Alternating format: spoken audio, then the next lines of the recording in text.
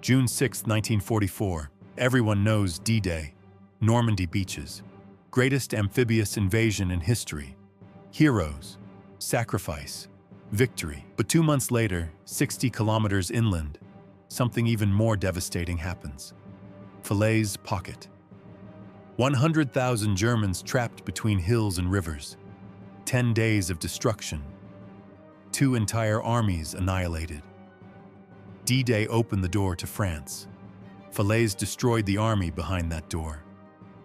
Everyone remembers the beaches. Almost nobody remembers the trap. This is the story of the most forgotten and most decisive encirclement on the Western Front, where geography became a weapon, where 2 German armies died in Norman fields. To understand Falaise, you must understand the geography. The land itself created this trap. Look at Normandy in August 1944. In the north, hills rise up to 200 meters high. Perfect positions for Allied artillery looking down on everything below. In the south, more hills. Allied guns command the heights from both sides. Between these hills runs a valley, wide in the west. But as you move east toward Falaise, this valley narrows and narrows and narrows until there is only one gap, just 10 kilometers wide. This is the only reasonable escape route toward the Seine River. Rivers cross the region, the Dives in the west, the Orne in the east, natural barriers blocking movement. Few bridges, every crossing under fire. Nature designed a perfect funnel. Wide entrance, narrow exit. One escape route. July 25th, 1944.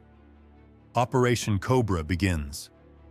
2,000 American heavy bombers carpet bomb German defensive lines at St. Lo. The ground shakes for miles. German positions shatter like glass. The 1st U.S. Army breaks through, then comes Patton. His 3rd Army activates on August 1st. This is not a slow, methodical advance. This is armored warfare at full speed. Patton's tanks race south toward Avranches, 30 kilometers in just 5 days. They capture this vital crossroads. But here comes the crucial decision. Instead of continuing east toward Paris, Patton receives new orders. Turn north, then east. A wide, sweeping arc. The goal: get behind the entire German 7th Army still fighting in western Normandy. Classic envelopment. Don't attack frontally. Go around. Trap them. August 8th, 1944. 4 Allied armies begin moving simultaneously. This is coordination on a scale rarely seen. From the north come the Canadians. The 1st Canadian Army under General Crérard launches Operation Totalize. Their objective: the town of Falaise. Progress is slow. German SS divisions fight fanatically, but the Canadians keep pushing, methodically, relentlessly, kilometer by kilometer toward Falaise.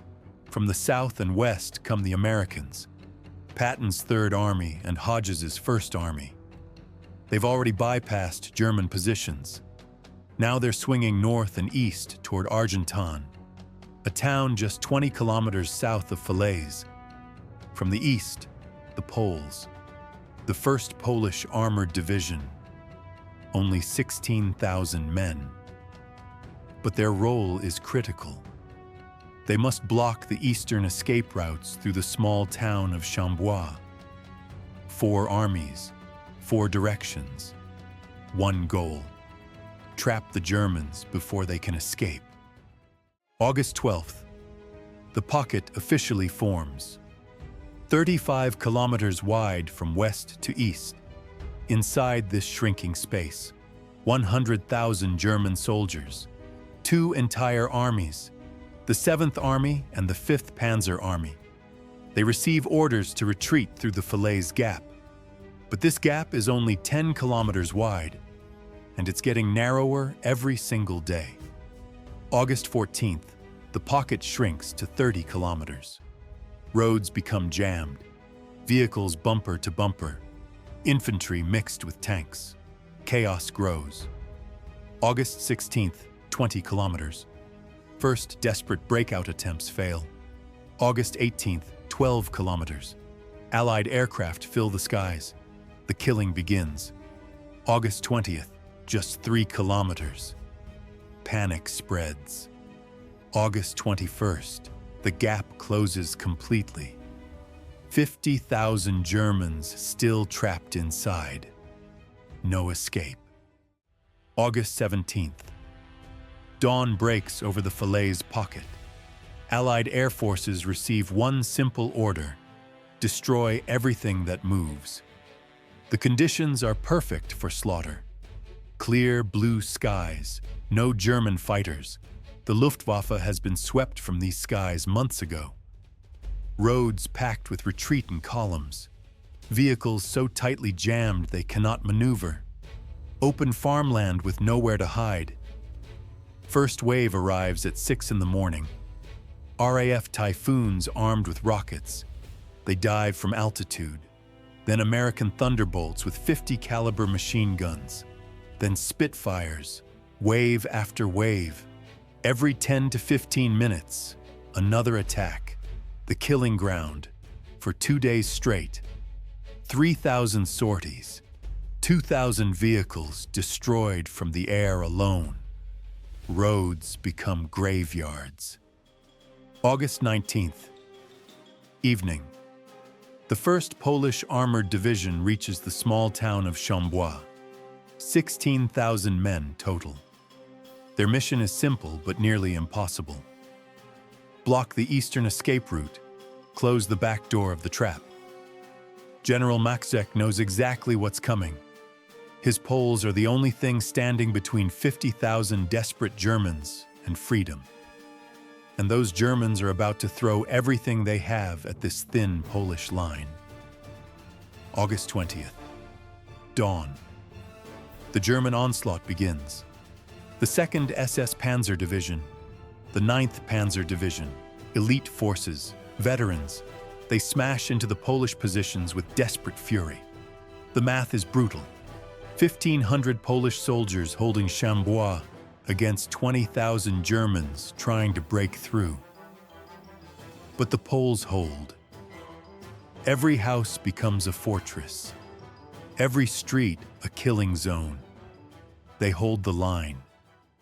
August 21st, 8 in the morning. After 9 days of encirclement, after tens of thousands of casualties, after desperate fighting, the moment finally arrives. Canadian forces from the north and Polish forces from Chambois meet decisively. American forces from the south complete the ring. The Falaise Gap, that 10-kilometer escape corridor, closes completely. 50,000 Germans still trapped inside. The Battle of Encirclement is over.